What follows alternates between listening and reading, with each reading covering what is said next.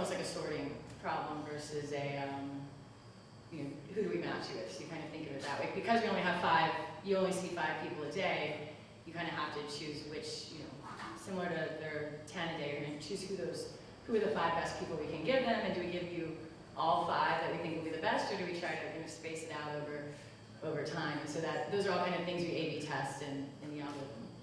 So your message to anyone doing online dating now would be, for your app, maybe for the others, is use it a lot more, because the more you use it, the more the company likes you.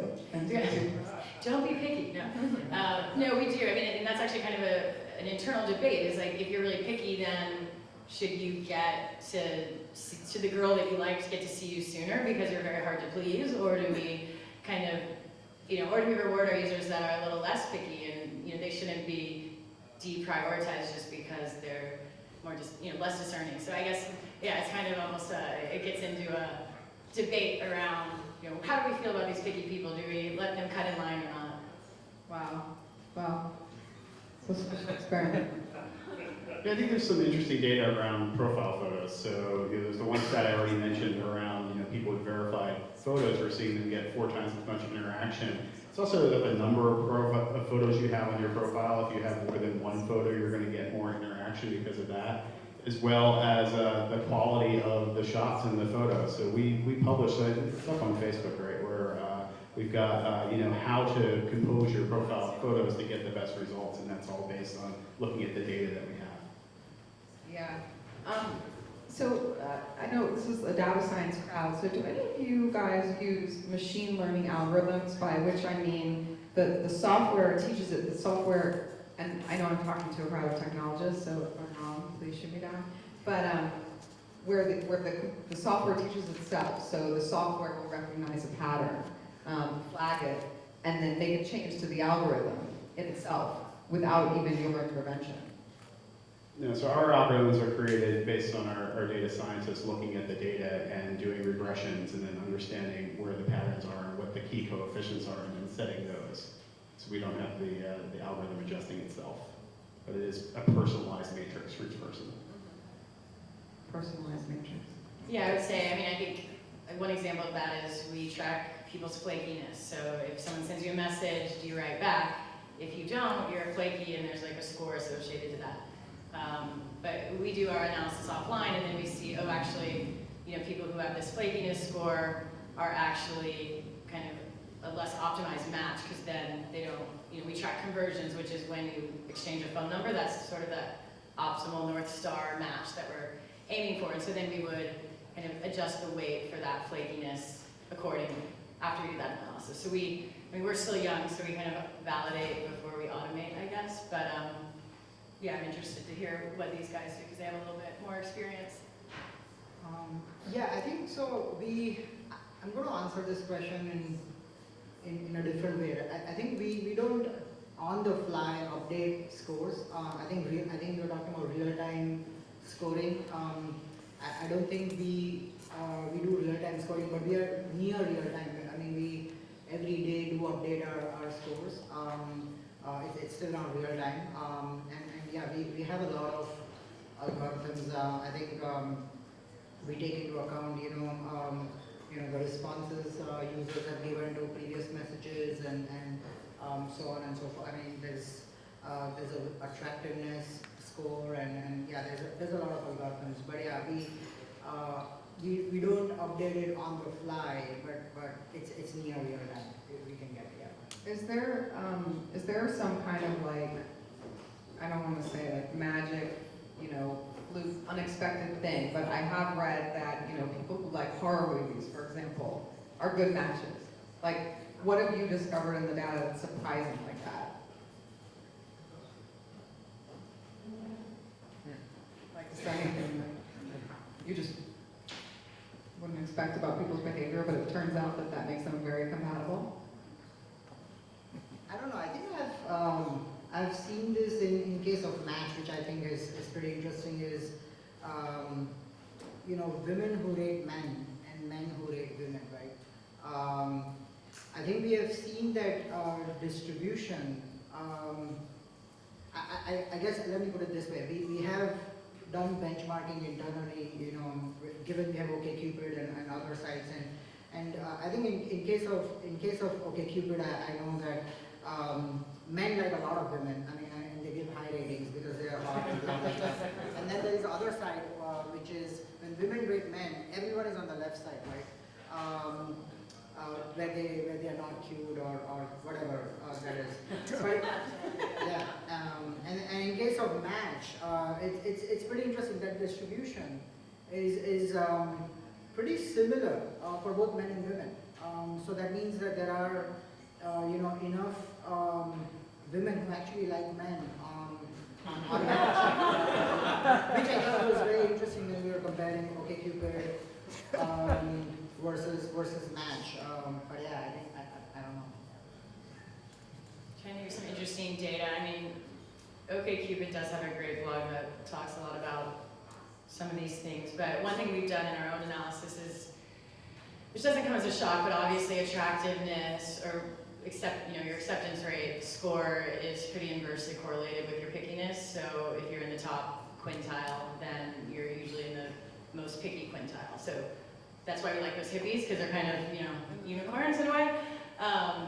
But I think that was kind of interesting. And then from a matching perspective, we've noticed that women tend to match slightly down. So even if you normalize for the fact that women are overall more attractive than men, once you kind of normalize for that, women still tend to date like slightly below their league in attractiveness, or whatever we'll call the acceptance rate score, since we're showing you more than just a photo, so you should call it, I guess, a total package score.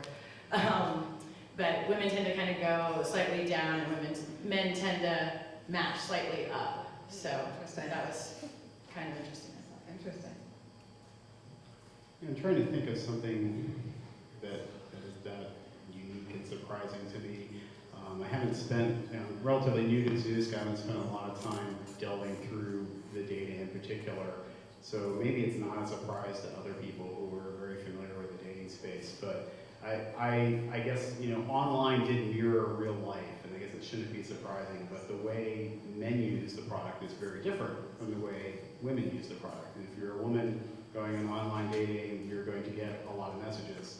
And if you're a guy doing online dating, you're going to send a lot of messages. And that it seems natural, since that's kind of the way dating happens in real life, but just the magnitude of that kind of surprised me.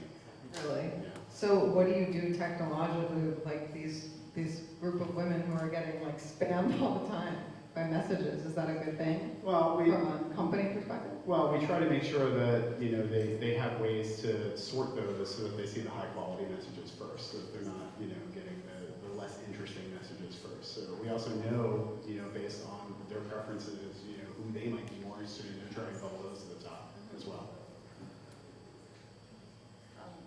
Do you guys have any solutions to that problem? I mean, yeah, I think we make sure that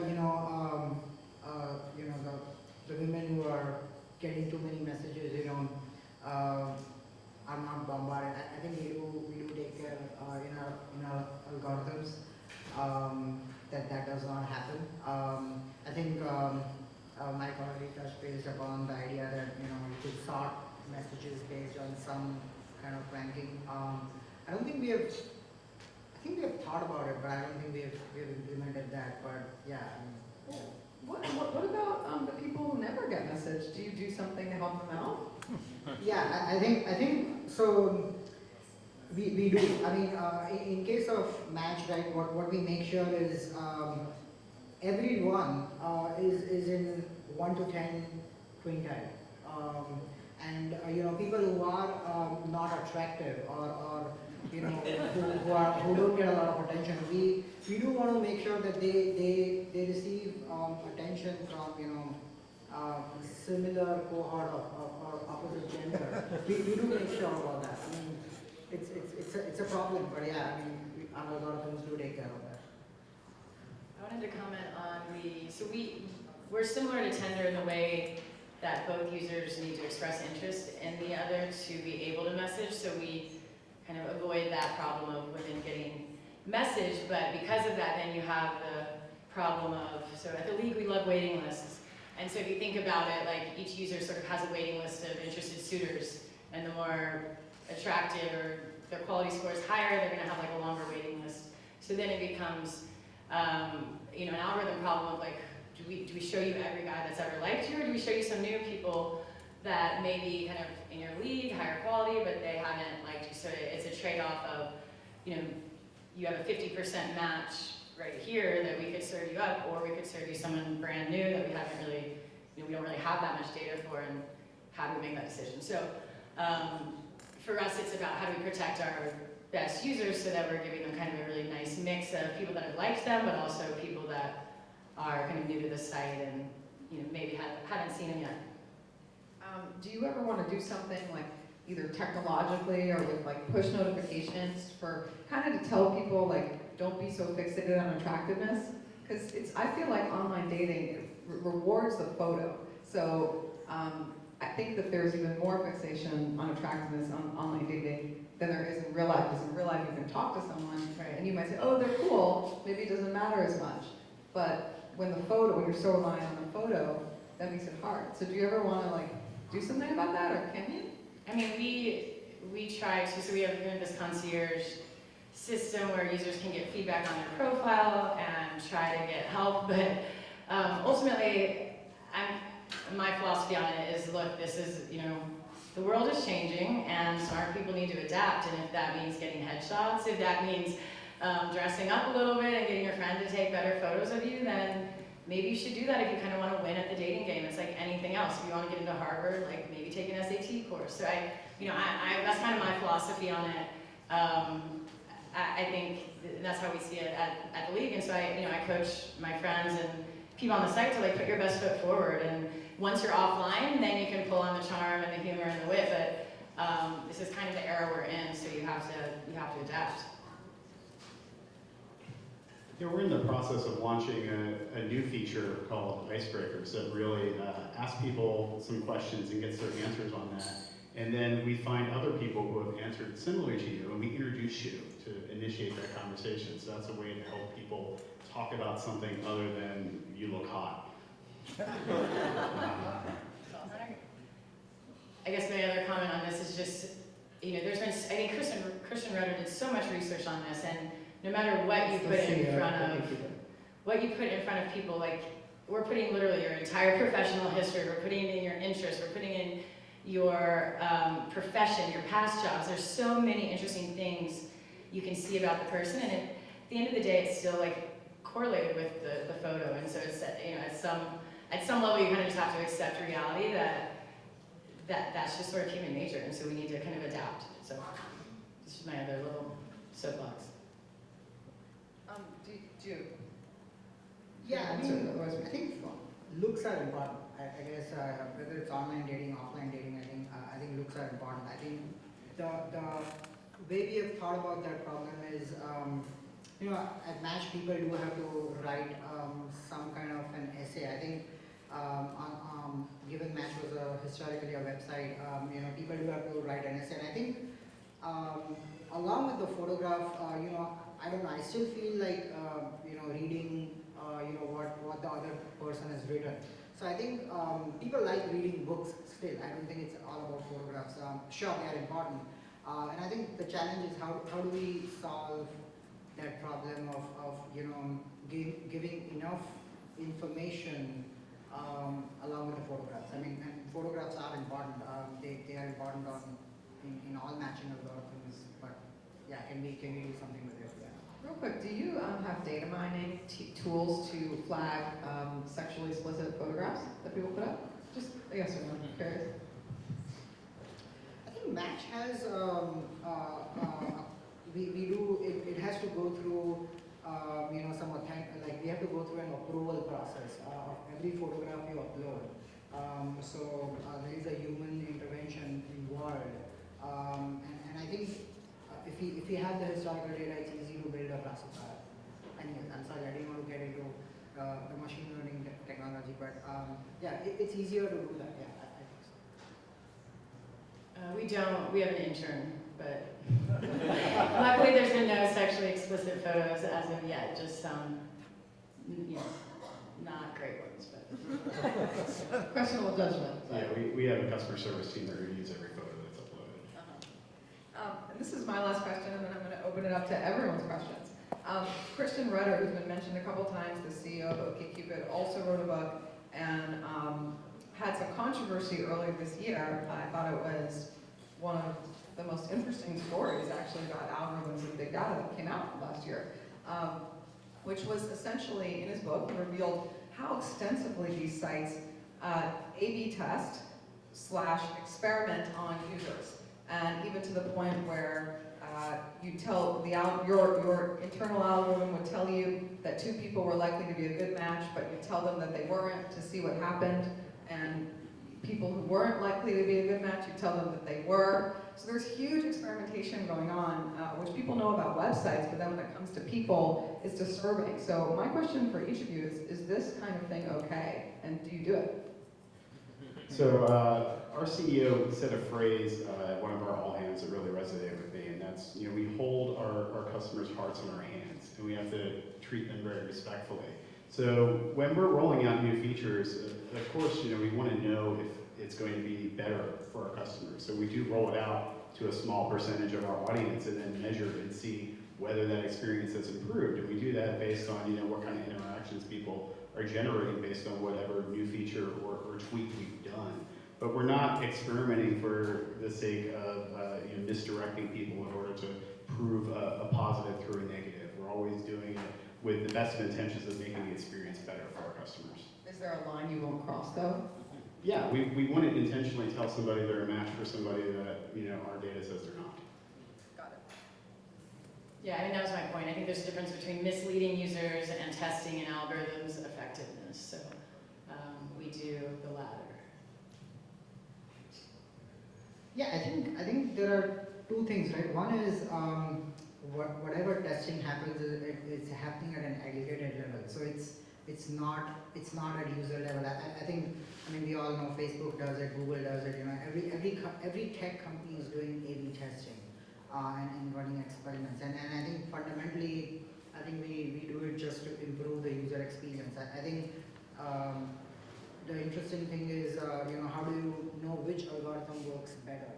Because ultimately, you want to drive more dates, or I should say more messages, more communication, and more dates, right? So we have to do some kind of A/B testing or experiments in order to validate some of our findings. Is there a line you won't cross? I don't know. I don't think. I guess tech companies in general, as I mentioned, privacy is important, and I don't think tech companies cross the line. I can speak for Match. We don't cross that line. I don't know about NSA, and you know as much as I know. Sorry. My mic. Is it working? Hello? Off and on? Can you hear me? Yes. Okay. Yeah. Okay, so now we're going to go to questions. I know that people probably have a lot of questions, so try to move through them quickly, and if you have a question for one particular panelist, just ask them or ask all of them, but just beware, I might cut you off because we want to give people a chance. Okay, so there's been a lot of research by people like Eli Finkel that show that it's pretty hard, if not impossible, to predict if two people are compatible before they actually interact with each other. And I think one of the things that's lacking in a lot of online dating today is sort of feedback from when you actually go on a date with somebody and you meet, and did you like them, and maybe like them and not them. Do any of you guys have anything in place or working on to take more of that type of feedback of the actual meeting to feedback into your algorithms or your other things to help predict matches? Yeah, is it working? On Zoosk, we rolled out a feature last year called date feedback. So after we sense that you've had enough interaction to have met in person, after some time has passed, we ask you to tell us about it and tell us how it went. And we have about 50,000 people a month filling that out. Wow. We don't. We've talked about it a lot internally. I think the hard part is figuring out what questions to ask that are going to be objective. We do have, if someone is inappropriate or let's say you went on a date and that person was married and you found that out. We do kick people out of the community pretty regularly if if like bad behavior happens. But no, I mean that's definitely kind of in debate in our organization around how could we do like an Uber score that's objective, that's useful, that doesn't kind of get confusing when it's just because someone didn't text you back and the girl's mad and now she gives them a score of 1. So it's just very easy for it to get skewed. I think for Match, right, there have been a lot of successful couples. I mean, we've been lucky that we have heard back from people who have matched and got married and so on and so forth. And we could go back and I mean, it's survey based. I mean, people are going to take some survey and, based on that, we could go back and understand what their communication frequency was before they got married and do some kind of analysis around that. Yeah. And we have done that. Yeah. And you got some great, useful conclusions to apply to matching algorithms? So I think let me answer the matching algorithms. It's slightly different, right? I think in case of matching algorithms, where do you draw the line, right? It's like I message you and then you message me back. It's 2 messages, or whether it's 1 message, But we might not have done anything in those messages, We might not have made a plan to go meet outside. So I think where do you draw that line? Whether it's 3 messages, 4 messages, back and forth, I guess we have built algorithms in doing all sorts of possibilities. There's a one-way match and there's a mutual match and all of those things. You might see that on the site as well. Those algorithms are there, which try and maximize those frequency of communication. And that's, I guess that's the extent we have gone to. Questions in the back? Max. Well, on your board up there, you had NLP language with your data mining. Could you explain that? What was you doing there? Who was the question for? I'm sorry, I know it's for Max. Okay. Yeah, I think so. My thought around NLP is, Match historically has a lot of data about, what people are doing and what their interests are, and you have to write an essay about yourself, right? I think the thought around that is on a mobile device right now, text is a challenge. I think it's a challenge for everyone. It's so much photographs, right? I have built some text mining / topic models to understand what topics people are talking about. And gender is an important feature, right? I mean, and I think gender and maybe age. Are people in Seattle talking something different than people in Miami? Or are people in New York talking something different than people in Colorado? Yeah, could be, and could we do something with that? Yeah. Wow, so not just the frequency of your communications, but the very words you use.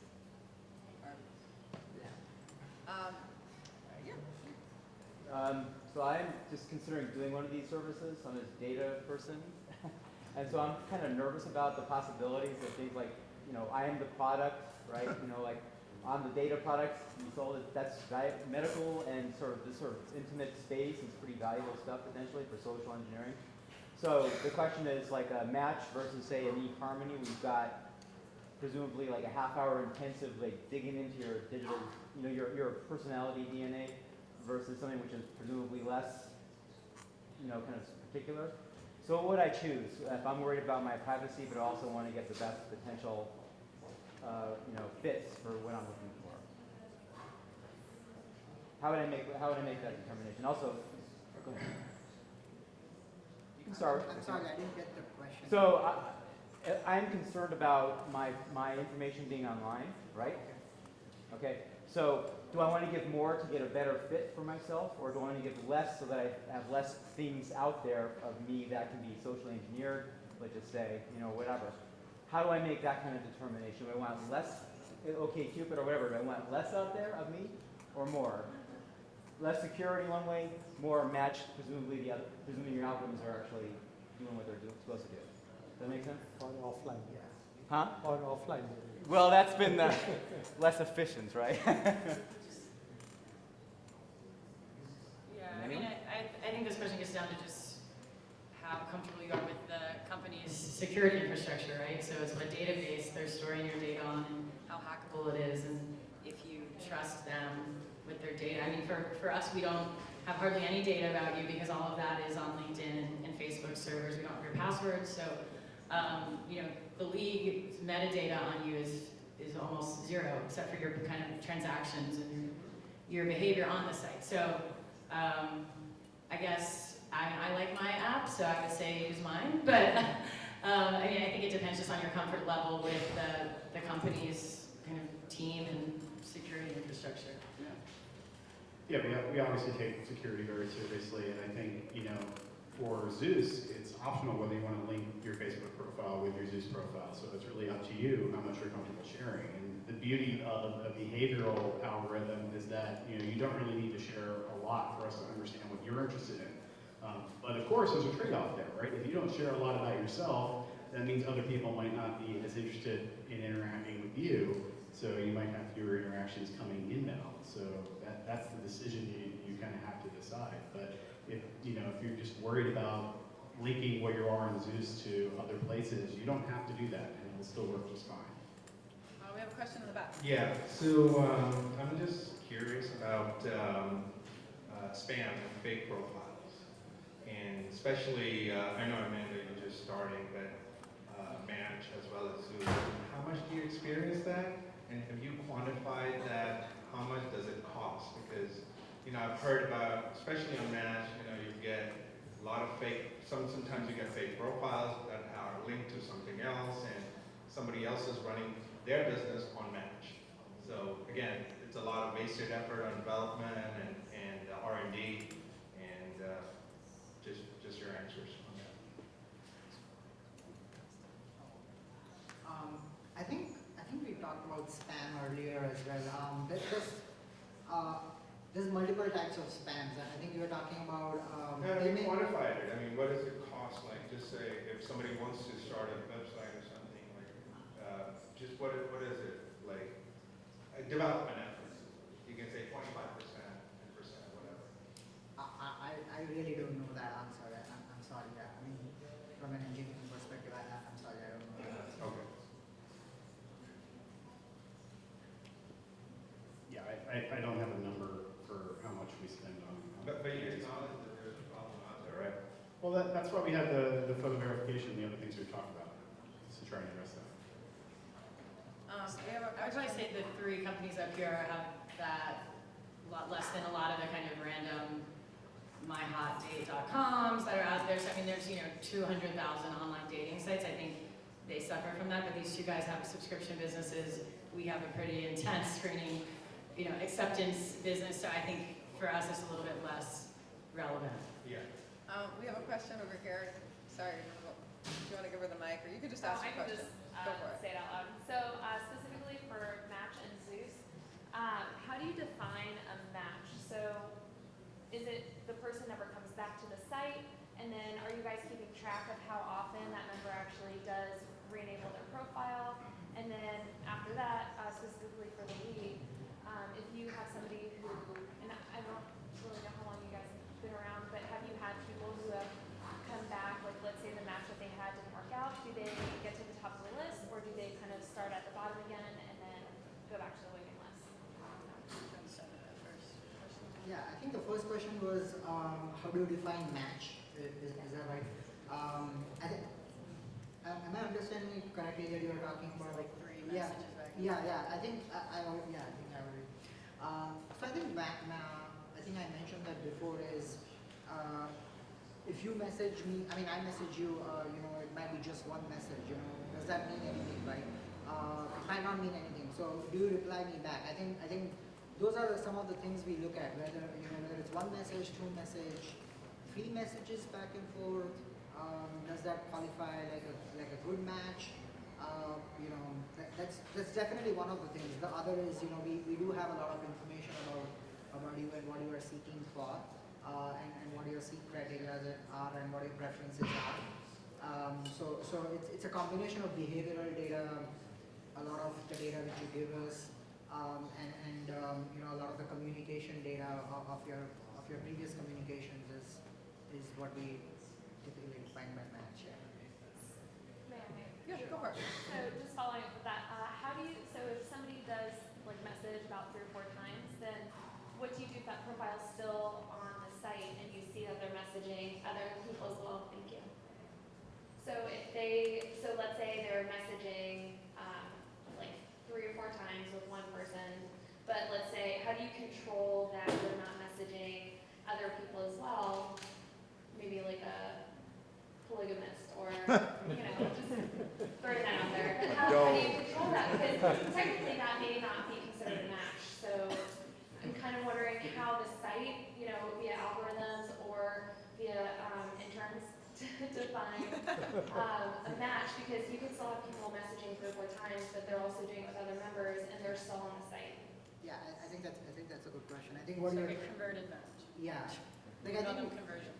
Conversion Yeah. is the I term. think what you are saying is, in a way, a spammy message sent to like 100 women at the same time, right? I think we do try and control that. I mean, not explicitly to the user right away, you know, but I think we have seen that in the data where a user at a given particular time, you know, might be messaging a lot of women, and I guess the question is, how do you communicate it back to the user? Our algorithms definitely take into account some of those things. I don't think we explicitly communicate it to the user about his or her behavior. But that maybe we could come up with some feature around that. I think we have talked about it internally a lot.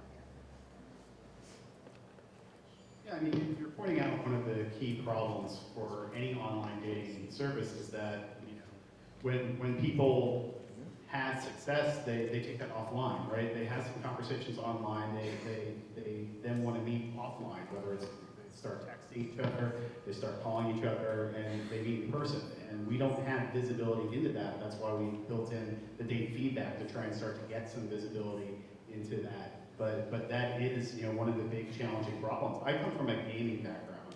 Before I joined Zoosk, I was with EA for many years, and for games are very intense on data. We collect a lot of things, and you know, we always look, when people stop playing the game, that means we failed. We did something wrong. We try and fix it. When people stop using a dating service, it could mean you did something wrong, or it could mean they're not in the market for dating anymore because you did something great, and you really don't know, and that is one of the big challenges out there. It's fascinating.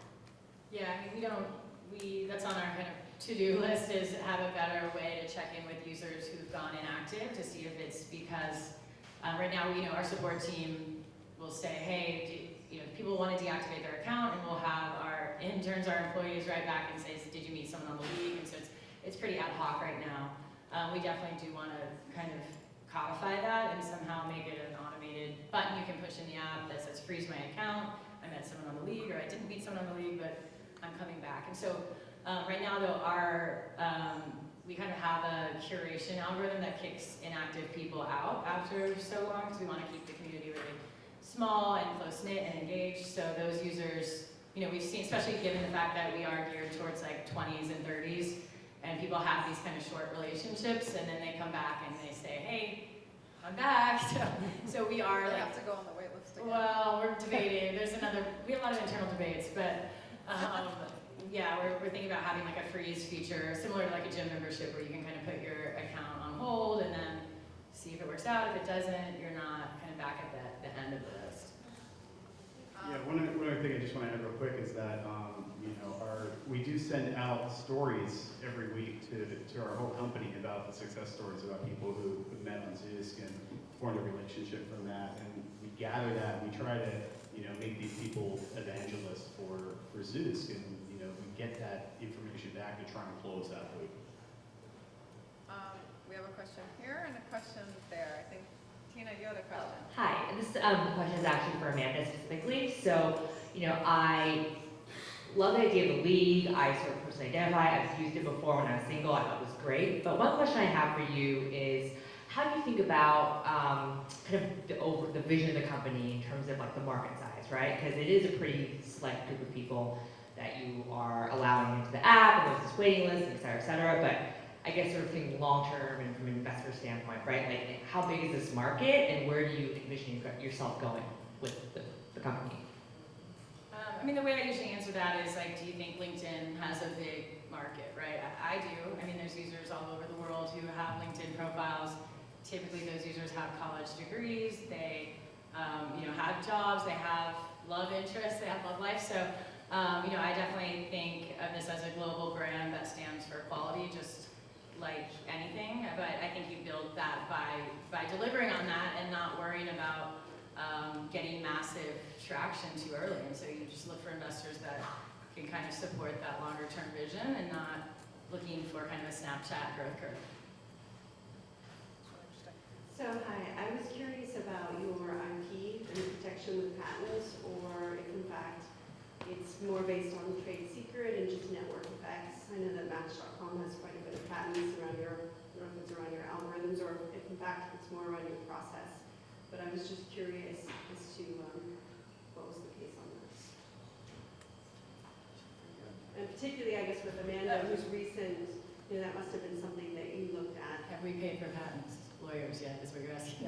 No, I mean, is it even worth it? I mean, is it even worth it in the Yeah. case that, because we know that increasing the algorithms are not patent protected, in fact, it's more around the process, and that's a part of it. I was just curious what you all. Yeah, I mean, we're so busy testing it and iterating it that hasn't been a huge priority for us.